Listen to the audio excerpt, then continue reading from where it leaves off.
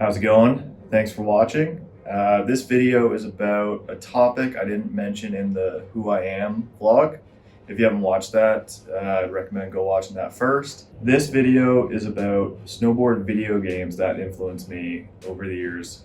You know, video games aren't for everyone, but snowboarding video games definitely had a big impact on me and definitely made me want to go snowboarding. And when I couldn't snowboard in the off season, I'd get my fill by watching snowboard videos and watching and playing snowboard video games.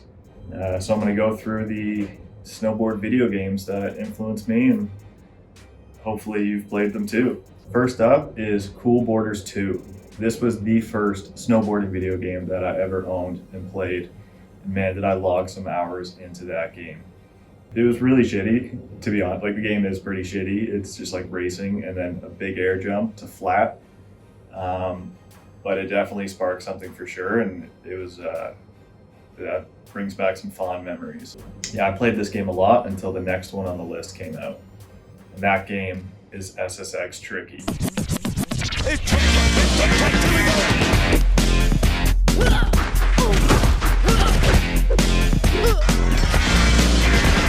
Man, did I fucking log some hours into this game. This game is the one that definitely, like, full on made me want to go snowboarding. Yeah, SSX Tricky, it had big air, slope style racing. Like, yeah, it wasn't realistic and you could do like crazy, like off the board tricks, but it was so fun and it made me want to go snowboarding. Next one on the list is potentially, I'm gonna say it's the GOAT. It's SSX 3. No, this one's not realistic, but this game had the ability to free ride, which was no other game had done that before at that point. It took you half an hour to get from the top to the bottom. And I just spent hours and hours and hours and hours playing this game. It's just such a sick game, so fun. And the soundtrack is phenomenal. Great soundtrack. Like, still holds up. I always played as Mac. Mac was my character in all the SSXs. Next on the list is SSX On Tour. In my opinion, this game is very underrated. SSX went with a different approach. They made it a bit more edgier.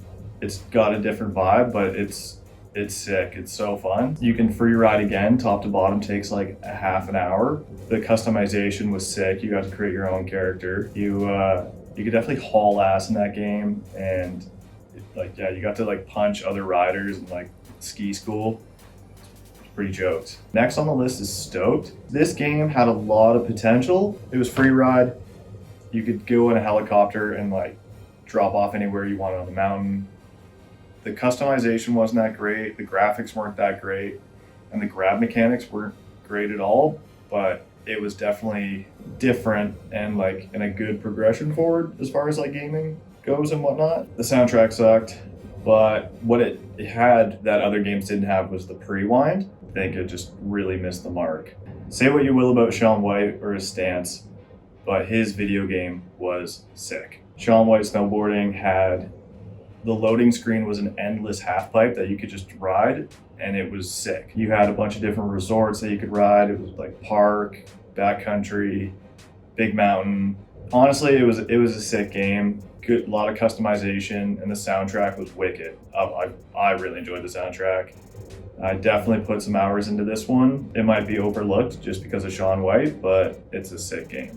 Next up, talking about Amped 3. I feel like Amped 3 really copied SSX On Tour as far as like the vibe and everything, veering off from what Amped 1 and 2 were. Honestly, I played it again recently and not a big fan of it. Yeah, I think SSX On Tour was definitely better than Amped 3. Yeah, Amped 3 had a bit of a whack storyline. Yeah, it didn't do it for me. This game isn't a snowboarding game, but you could definitely play it like a snowboarding game, and that game is Skate 2.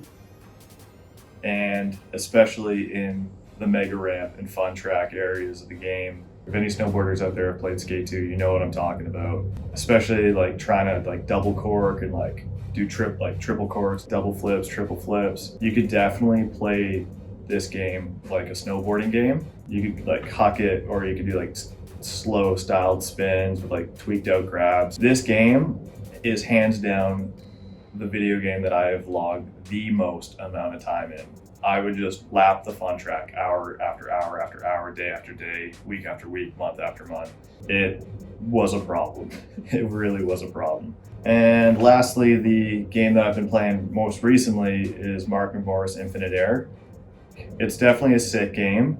I feel like it's missed its mark a little bit on riding mechanics, and they're like having some issues with tricks not registering what they are. The soundtrack's good. I feel like it could have been a bit better. Gets a bit repetitive. I think a dynamic weather system would have been good. In the game, I feel like you can't really ever go that fast. It is all riding POW, which makes sense. Like you don't go as fast riding POW. But the one big thing that I have against this game is the lack of customization. You've got like the 6 riders that you can pick from, or you can create your own, and then the amount of like jackets that you can pick from isn't that much. There's like 3 actual like snowboard jackets, and then the rest are all like coaches jackets or hoodies, which is like, yeah, springtime vibes, but like the majority of the game is like big mountain, and kind of wanted a bit more like more gear. It's a big learning curve to get the mechanics down with like the pre-wind and whatnot. I feel like it could have been a bit easier.